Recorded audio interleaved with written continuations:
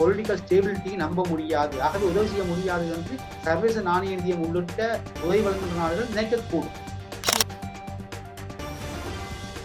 உண்மையிலேயே இந்த குற்றச்சாட்டு உண்மையாக இருக்குமாக இருந்தால் இவர்கள் மீண்டும் இப்படியான அசிங்கமான அரசியலில் ஈடுபட்டு இந்த நாட்டை மேலும் குட்டிச்சுவராக போகின்றார்கள் என்பது பட்டவர்த்தனமாகும். நேற்றைய தினம் ரணில் விக்ரமசிங்க உரையாற்றிய பொழுது கூட அதை மறைமுகமாக சொல்லுகின்றார், பல வங்கிகளுடைய இறுக்கமானதை சொல்லுகின்றார். ஆனால் நாங்கள் வெளிப்படையாக இருந்த வரையிலே அப்படி சில வங்கிகள் மூடப்படக்கூடிய நிலைமைக்கு வந்திருக்கு. இதுவரை காலமும் இலங்கை அரசியலில் நடந்தது என்ன? குழப்புகின்ற நடவடிக்கை. அதுக்கு ரணில் விக்ரமசிங்கம் விதிவிலக்கானவர் அல்ல. இலங்கை ஏர்லைன்ஸுக்கு வந்த நட்டத்திலே மிக முக்கியமானதாக சொல்லப்படுகின்றது அரசு தரப்பு நாடாளுமன்ற உறுப்பினர்கள் செய்த வெளிநாட்டு பயணங்கள். அரசியலில் நகர்த்தப்படும் காய்கள், திரைமறைவில் நடக்கும் ரகசிய பீரங்கள், உலகத் தமிழர் அறிந்தேயாக வேண்டிய உண்மைகளை தேடி ஒரு உடறுப்பு.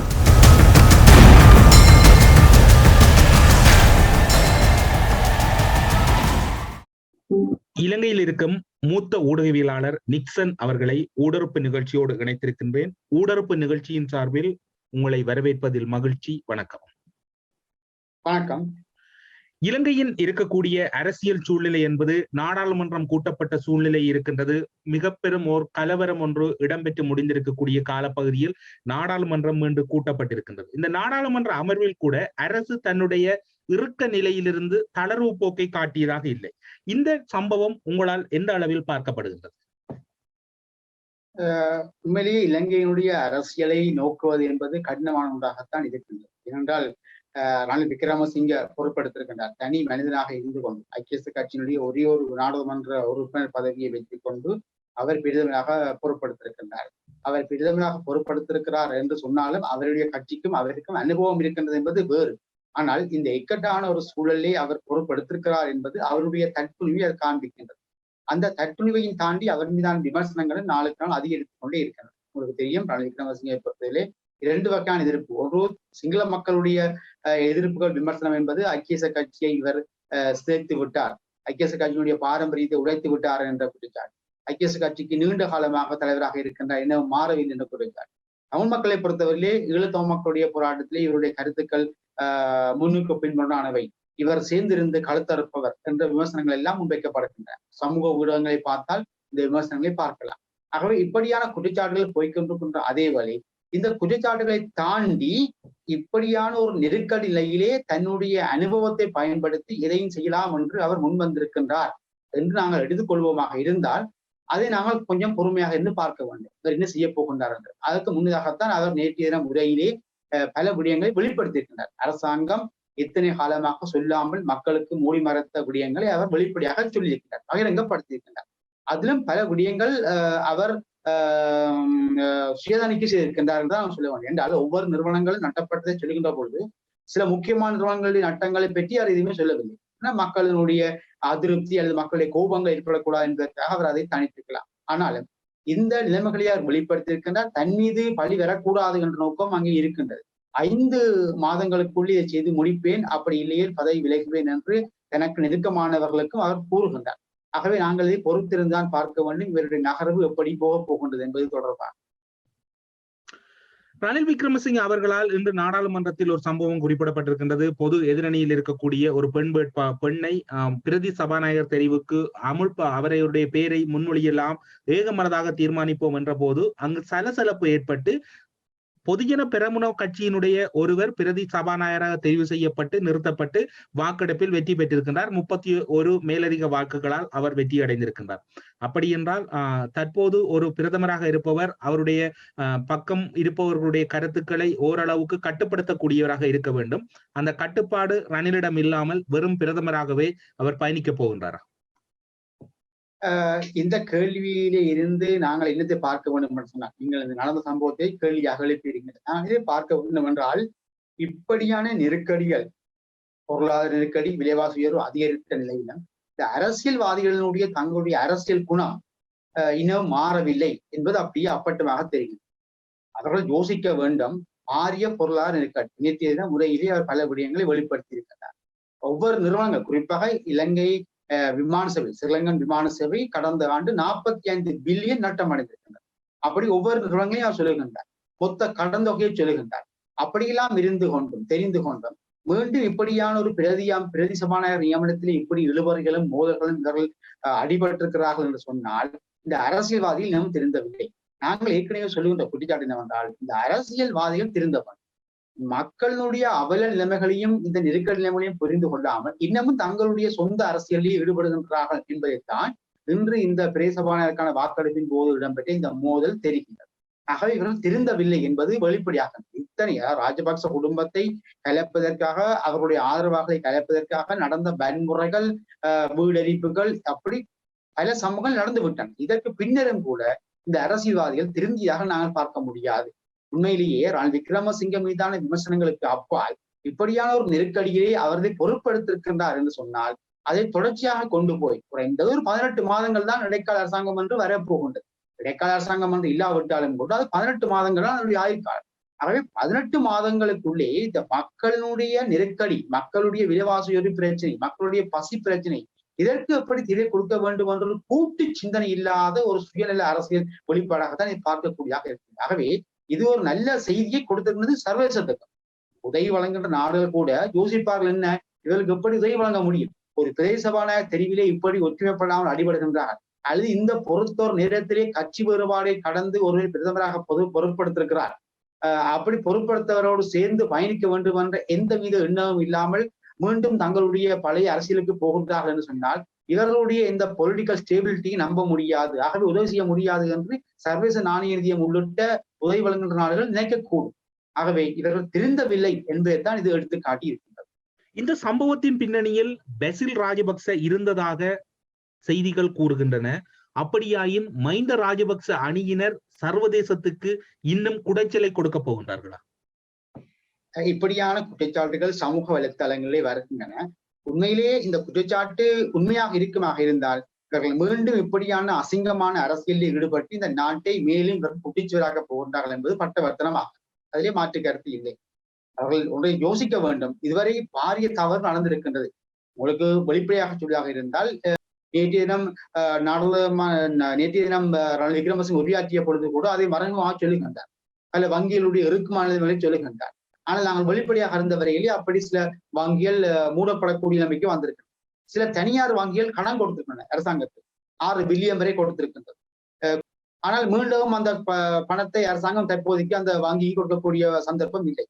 அப்படியான நிலைமை இருக்கின்ற பொழுது அந்த தனியார் வங்கி தொடர்ச்சியாக இயங்கக்கூடிய வாய்ப்பு இருக்கின்றதா இல்லையா என்ற கேள்விகள் இருக்கின்றன.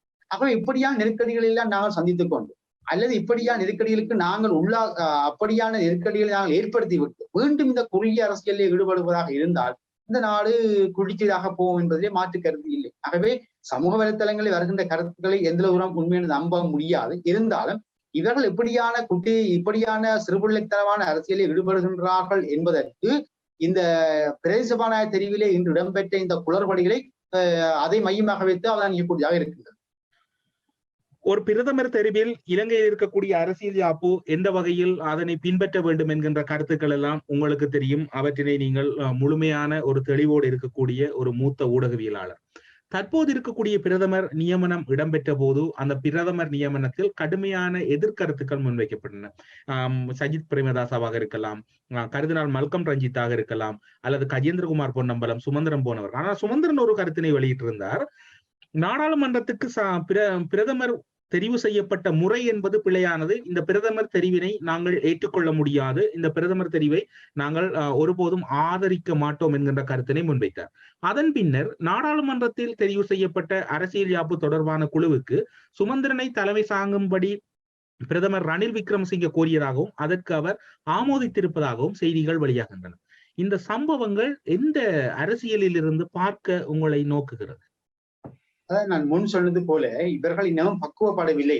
இவர்கள் மக்களை பற்றி யோசிக்கவில்லை. நாடாளுமன்ற மக்கள் பிரதிநிதிகள் என்பவர்கள் மக்களுடைய பிரச்சனைகளுக்கு தீர்வு காண வேண்டியவர்கள். ஆனால் இவர்கள் மக்களுடைய பிரச்சனையை பார்க்கவில்லை, மக்களுடைய அவலங்களை தீர்க்க வேண்டும் என்று யோசிக்கவில்லை. இதன் காரணமாகத்தான் இப்படியான முன்னுக்கு பின் முரணான கருத்துக்களை சொல்லி குழப்புகின்றார். இதுவரை காலமும் இலங்கை அரசியலில் நடந்தது என்ன? குழப்புகின்ற நடவடிக்கை. அதுக்கு ரணில் விக்ரமசிங்கம் விதிவிலக்கானவர் அல்ல. சந்திரிகா கொண்டு வந்த தீர்வு திட்டத்தை 96ஆம் ஆண்டு குழப்பியவர் ரணில் விக்ரமசிங்க, 2000ஆம் ஆண்டும் குழப்பியவர் ரணில் விக்ரமசிங்க. அதே போன்று ரணில் விக்ரமசிங்க பிரதமராக இருந்து முன்னெடுத்த சமாதான முயற்சிகளை குழப்பியவர் சந்திரிகா பண்டாரநாயக்க. ராஜபக்சவனுடைய முயற்சிகள் குழப்பப்பட்டனர். ராஜபக்ச போருக்கு போன பொழுது அதை விமர்சித்தார்கள் ஐக்கிய கட்சி. இப்படி ஆளுக்கு ஆள் விமர்சிக்கின்ற குற்றஞ்சாட்டுகின்ற போக்களை தான் நாங்கள் இலங்கை சுதந்திரம் அடைந்த வரலாற்றிலிருந்து கண்டிருக்கிறோம். போர் ஆரம்பித்த காலப்பகுதியிலிருந்தும் அப்படித்தான் கண்டிருக்கிறோம். இனப்பிரச்சனை தீர்வு என்று ஒரு தலைவர் ஒரு முன்மொழியை முன்வைத்தால் அதை எதிர்கட்சி எதிர்க்கும். பின்னர் எதிர்கட்சி ஆளுங்கட்சியாக வந்து இனப்பிரச்சனைக்கு தீர்வு ஒன்றை முன்வருகின்ற பொழுது அதை ஆளுங்கட்சியாக இருந்து எதிர்கட்சியாக மாறிய கட்சி எதிர்க்கும். இதுதான் வளமை. ஆகவே இது போன்றுதான் இந்த அவலமான நெருக்கடி நிலைமைகளுக்கு மத்தியில் இந்த எதிர்கட்சி ஆளுங்கட்சி விளையாட்டை காட்ட முற்படுத்தினார்கள். இந்த எதிர்கட்சி ஆளுங்கட்சி விளையாட்டை இவர்கள் இனிமேலும் செய்வார்களாக இருந்தால் இந்த பொருளாதார நெருக்கடி என்பது உடனடியாக தீரக்கூடியது அல்ல, அல்லது பொருளாதார நெருக்கடி இயல்பாக தீரக்கூடியதும் அல்ல. இதற்கு தீர்வு காண வேண்டியவர்கள் அரசியல் தலைவர்கள் தான். அவர்கள்தான் தவறை விட்டார்கள். யாரை நம்பி லோன் கொடுத்தார்கள்? யாருக்கு லோன் கொடுத்தார்கள்? தங்களை சுற்றிக்கக்கூடிய அரசியல்வாதிகளுக்கும், தங்களை சுற்றிக்கக்கூடிய உறவினர்களுக்கும், தங்களை சுற்றிக்கக்கூடிய பெருந்தொகையான வியாபாரிகளுக்கும் லோன் கொடுத்தார்கள், கடன் கொடுத்தார்கள். எந்த வங்கியில் இந்த கடன் கொடுத்தார்கள்? ஏன் கொடுத்தார்கள்? எத்தனை மில்லியனை கொடுத்தார்கள்? இந்த கணக்கெல்லாம் வங்கி அமைச்சர்களுடைய வீடுகளுக்கு வந்திருக்கக்கூடிய மின்சார பட்டியல், மின் கட்டணங்கள் செலுத்தப்பட்டதா? இல்லை. தொலைபேசி கட்டணங்கள் செலுத்தப்பட்டதா? இல்லை. இப்படியே எல்லாம் டியூஸ்ல தான் நிற்கின்றது. இலங்கை போக்குவரத்து சபை குறிப்பாக இந்த ஸ்ரீலங்கன் ஏர்லைன்ஸுக்கு வந்த நட்டத்திலேயே மிக முக்கியமானதாக சொல்லப்படுகின்றது அரசு தரப்பு நாடாளுமன்ற உறுப்பினர்கள் செய்த வெளிநாட்டு பயணங்கள், அதுக்கான கொடுப்பனங்கள் செய்யப்படவில்லை என்பது. ஆகவே அரசியல்வாதிகள் தான் இந்த நெருக்கடிக்கான முழு பொறுப்பையும் ஏற்க வேண்டும். அடுத்தது யுத்த காலத்தில் இடம்பெற்ற ஊழல் மோசடிகள், யுத்த காலத்திலே இடம்பெற்ற அழிவுகள், ஆகவே இப்படியான பிரச்சனைகள், இன ரீதியான திட்டங்கள், ஆகவே எல்லாவற்றுக்குமே இந்த அரசியல்வாதிகள் தான் காரணம். ஆகவே மீண்டும் இந்த நிலைமையின் பின்னர், இந்த அவல நிலைமையின் பின்னரும் இந்த சாதாரண கட்சி அரசியலில் ஈடுபட்டு ஆளையால் விமர்சிக்கின்ற, ஆளையால் குற்றஞ்சாட்டுகின்ற போக்கில் இவர்கள் வருவார்களாக இருந்தால் நிச்சயமாக இளைஞர்கள் எதிர்காலத்தை நாங்கள் பார்க்க முடியாது. ரணில் விக்ரமசிங்க தெளிவாக சொல்லியிருக்கின்றார், அடுத்த சில மாதங்களில் மேலும் நெருக்கடி ஏற்படுமான். ஆகவே அப்படியான இடத்தை நாங்கள் ஒன்று சேர்ந்து முதல்ல கட்சி வேறுபாட்டை கைவிட்டு இந்த நெருக்கடியை தீர்ப்பதற்கான ஒரு முயற்சிக்கு வர வேண்டுமே தவிர தேவையற்ற அரசியல் விமர்சனங்கள் குற்றச்சாட்டுகளை முன்வைத்துக் கொண்டு கட்சி அரசியலுக்குள்ளே போவமாக இருந்தால் நிச்சயமாக இந்த நாடு உருப்படக்கூடிய வாய்ப்பு இருப்பதாக தெரியவில்லை. ஸ்ரீலங்கன் ஏர்லைன்ஸ் தொடர்பில் நீங்கள் முன்னரும் குறிப்பிட்டீர்கள், இப்போதும் குறிப்பிட்டீர்கள். அப்படியாயின் இலங்கை விமானத்தில் இருக்கக்கூடிய மிக முக்கியமான ஸ்ரீலங்கன் ஏர்லைன்ஸ் விமான சேவையினுடைய சேவைகள் அல்லது அதற்கான இப்போது ஏற்பட்டிருக்கக்கூடிய நஷ்டத்தின் பின்னணியில் ஸ்ரீலங்கன் ஏர்லைன்ஸ் விமான சேவையை இழுத்து மூடுவதற்கு இலங்கையின் அரசியல்வாதிகளும் ஒரு காரணம். அரசியல்வாதிகள் தான் எல்லாவற்றுக்குமே காரணம் என்பது பொதுவான குற்றச்சாட்டு. அதிலே அது மக்களுடைய ஆவேசங்களை பார்க்கின்ற போது தெரிகின்றது தானே. மக்களே இந்த சொத்துக்களை அடித்து நொறுக்கினார்கள், ஆகவே அது புரிகின்றது. ஆனால் ஸ்ரீலங்கன் ஏர்லைன்ஸினுடைய நஷ்டம் என்பது மக்களுடைய தலையில்தான் வரப்போகின்றது. ரணில் விக்ரமசிங்க நேற்று என்ன சொன்னார்? 45 பில்லியன் நஷ்டம் ஏற்பட்டிருக்கின்றது ஸ்ரீலங்கன் விமான சேவை மூலம். அதனால் தனியார் துறைக்கு விற்பனை செய்ய போவதாக அவர் சொல்லுகின்றார். தனியார் துறைக்கு விற்றாலும் அந்த 45 பில்லியன் நஷ்டங்களையும் அரசாங்கம் தான் பொறுப்பேற்க வேண்டும் என்றார். ஆகவே அரசாங்கம் பொறுப்பேற்க வேண்டும் என்றால் அது யாருடைய பணத்தை செலுத்த போகிறார்கள்? மக்களுடைய பணத்தில்தான் செலுத்த போகிறார்கள். ஆகவே மக்கள் தான் இங்கே சுமக்க போகிறார்கள். மக்கள் மீதான் வரி வரப்போகின்றது. அந்த வரிகளை கொண்டுதான் அந்த நஷ்டங்களை ஈடு செய்ய போகின்றார்கள். ஆகவே மக்கள் தான் நஷ்டம் அடைய போகின்றார்கள். ஆகவே இது தெரிந்தும் தொடர்ச்சியாக இந்த குறுகிய அரசியலுக்குள்ளே இவர்கள் போகிறார்கள் என்று சொன்னால் நிச்சயமாக இளைஞர்களுடைய எதிர்காலத்தை நாங்கள் பார்க்க முடியாது. இது பாரிய நெருக்கடி என்று அரசியல்வாதிகளுக்கு அப்பால் பொருளாதார நிபுணர்கள் ஏற்கனவே எச்சரிக்கை விடுத்திருக்கிறார்கள். பொருளியல் துறை மாணவர்கள் கூட தங்களுடைய ஆய்வுகளை மேற்கொள் காட்டி சொல்லுகின்றார்கள். இலங்கை தற்போதைக்கு உருப்படக்கூடிய மாதிரி இல்லை, சகலவிதமான துறைகளும் வீழ்ச்சி அடைந்து விட்டது, இனிமேல் உடனடியாக கட்டியெழுப்ப முடியாது, கடன் எல்லை மீறி விட்டது என்றெல்லாம் சொல்லுகின்றார். சாதாரண மாணவர்கள் சொல்லுகின்றார். ஆக எப்படியான ஒரு சூழலே அரசியல்வாதிகள் மீண்டும் மீண்டும் இந்த குறுகிய அரசியலுக்குள்ளே போவார்களாக இருந்தால் நிச்சயமாக எதிர்காலம் என்பது இலங்கையை பொறுத்தவரை பூஜ்ஜியமாகத்தான் இருக்க போகின்றது. ரணில் விக்ரமசிங்க அவர்கள் வழங்கிய உறுதிமொழிகளில் ஒன்று 21வது திருத்தச் சட்டத்தை நிறைவேற்றுவேன், 20ஆம் திருத்தச் சட்டம் நீக்கப்பட்டு 19ஆம் திருத்தச் சட்டத்தின் அடிப்படை கூறுகளோடு 21ஆம் திருத்தச் சட்டம் நிறைவேற்றுவதற்கான முழு முயற்சியும் எடுப்பேன் என்று அதற்கான முதற்கட்ட கலந்தாலோசனையை சட்டமாதிபருடன் பிரதமர் ரணில் விக்ரமசிங்க அவர்கள் மேற்கொண்டிருக்கின்றார். 19ஆம் திருத்தச் சட்டத்தில் இருந்தவை 21ஆம் திருத்தச் சட்டத்தில் வரும் என்று கூறப்படுகின்றது. 20ஆம் திருத்தச் சட்டம் நீக்கப்படுவதை ஜனாதிபதி கோட்டாபாய ராஜபக்ச விரும்புவாரா? இந்த திருத்தம் மேற்கொள்ளுகின்ற போது மீண்டும் ஒரு இழுபறியும் ஒரு குழப்ப நிலையும் இலங்கையில் ஏற்படுவதற்கு சாத்தியக்கூறு இருக்கின்றது. ரணில் விக்ரமசிங்கவை பொறுத்தவரையிலே அவருக்கு பாரிய பொறுப்பு இருக்கின்றது. அவர் யோசிக்க வேண்டும். பல விமர்சனங்கள், குற்றச்சாட்டுகள் தன் மீது இருக்கின்றன, அதை ஏற்றுக்கொள்ள வேண்டும். ரணில் விக்ரமசிங்க 2015 பிரதமராக இருந்த பொழுதுதான் மத்திய வங்கியிலே பாரிய ஊழல் மோசடி நடைபெற்றது. அது பற்றிய விசாரணை உரிய முறையில் இடம்பெறவில்லை. கோட்டபய ராஜபக்ச பதவிக்கு வந்தாலும் அந்த விசாரணை மூடி மறைக்கப்பட்டிருக்கிறது. அதன் காரணமாகத்தான் குற்றஞ்சாட்டுகிறார்கள். ராஜபக்சவை ரணில் விக்ரமசிங்க காப்பாற்றுகின்றார், ரணில் விக்ரமசிங்கவை ராஜபக்ச காப்பாற்றினார் என்றுதான் விமர்சனங்கள் வருகின்றன. ஆகவே இந்த குற்றச்சாட்டுக்கு மத்தியிலே தற்போதைய இந்த பொருளாதார நெருக்கடிக்கான, விலைவாசி உயர்வுக்கான தீர்வுக்காக தற்காலிகமாக பொறுப்பேற்கக்கூடிய ரணில் விக்ரமசிங்க தெளிவாக ஒன்றை புரிந்து கொள்ள வேண்டும். நிறைவேற்று அதிகாரம் கொண்ட ஜனாதிபதி ஆட்சி முறையை மட்டும் மாற்றினால் இந்த பிரச்சனைக்கு தீர்வு காண முடியாது. ஊழல், மோசடி, அதிகார துஷ்பிரயோகம் என்பது இளைஞனுடைய அரசியல் ஜாப்பில் அங்கமாக மாறிவிட்டது. அது ஏன் அங்கமாக மாறியது என்று சொன்னால், அங்கே போர் தான் காரணம். 30 ஆண்டு கால போர். 30 ஆண்டு கால போரிலே வெற்றி பெறுவதற்காக இவர்கள் இனவாதம் பேசினார்கள். சிங்கள மக்களுக்கு இனவாதத்தை தூண்டினார்கள். அந்த இனவாதத்தை தூண்டி அதிலே சிங்கள மக்களை மகிழ்ச்சி அடைய செய்தார்கள். அந்த மகிழ்ச்சிக்குள்ளே சிங்கள மக்கள் இருந்த பொழுதுதான் அதிகார துஷ்பிரயோகம், ஊழல் மோசடியும் இயல்பாகவே வந்தது. அந்த அதிகார துஷ்பிரயோகத்தையும் ஊழல் மோசடியையும் சிங்கள மக்கள் கண்டுகொள்ளாத நிலைமை ஏற்பட்டது. இப்போது போர் இல்லாத 13 ஆண்டுகளின் பின்னரான சூழலில் அந்த அதிகார துஷ்பிரயோகம், ஊழல் மோசடி என்பதை மக்கள் இனம் கண்டிருக்கிறார்கள். இனம் கண்டாலும் சில மக்கள், குறிப்பாக சிங்கள மக்கள் சமூக வலைத்தளங்களில் சொல்லுகின்றார்கள், போருக்கு நாங்கள் வசதி கொடுத்து மக்களை, அந்த சொந்த மக்களை அழிக்க இடம் கொடுத்து அதிலே நாங்கள் மகிழ்ச்சி அடைந்து அதன் பின்னரான சூழலிலே அதிகார துஷ்பிரயோகத்துக்கும் ஊழல் மோசடிக்கும் நாங்கள் இடம் கொடுத்து விட்டோம் என்றால் வேதனைப்படுகின்றார்கள் சமூக ஊடகங்களிலே. ஆகவே நான் விக்ரமசிங்க ஒன்றை புரிந்து கொள்ள வேண்டும். இதனுடைய மூல காரணம் என்ன? அந்த மூல காரணம் இனப்பிரச்சனை சொன்னால் அந்த இனப்பிரச்சனை தீர்க்கப்பட வேண்டும். ஆக இனப்பிரச்சனை தீர்க்கப்பட வேண்டும் என்று சொன்னால் நிறைவேற்று அதிகாரம் உள்ள ஜனாதிபதி ஆட்சி முறையை மாத்திரம் நாடாளுமன்றத்துக்கு மாற்றி அல்லது அந்த அதிகாரத்தை முற்றுமுழுதாக இல்லாமல் செய்து பிரதமர் தலைமையிலான நாடாளுமன்ற ஆட்சி முறையை கொண்டு வந்தால் சகல பிரச்சனைகள் தீர்வு காணப்படும் என்ற அந்த நம்பிக்கையை ரணில் விக்ரமசிங்க விதைக்கக்கூடாது. ஏற்கனவே ரணில் விக்ரமசிங்க மீது தமிழ் மக்கள் வைத்த குற்றச்சாட்டு என்னன்னு சொன்னால், இவர் ஒற்றையாட்சியை ஏற்கின்ற ஒருவர். இளைஞனுடைய யுனிட்டரி ஸ்டேட் கான்ஸ்டிடியூஷன், அந்த ஒற்றையாட்சி அரசியல் ஜாப்பைத்தான் இவரும் வரைகின்றார். ரணில் விக்ரமசிங்க வடக்கு கிழக்கு இணைந்த சுயாட்சிக்கு உடன்படக்கூடியவர் அல்ல.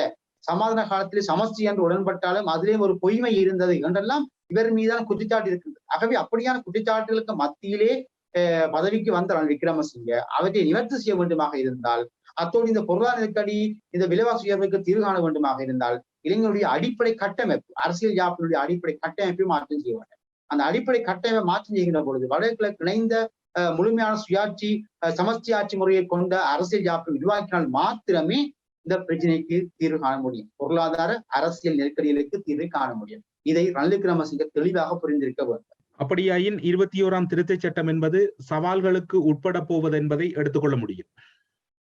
நிச்சயமாக 21ஆம் திருத்தம் வந்தால் என்ன, வராவிட்டால் என்ன, அதிலே தமிழ் மக்களுக்கு எந்தவித நன்மையும் இல்லை. உங்களுக்கு தெரியும், 19ஆம் திருத்த சட்டத்தை கொண்டு வந்தது யாரு? ரணில் விக்ரமசிங்க. 2015ஆம் ஆண்டு மைத்திரி அரசாங்கம்.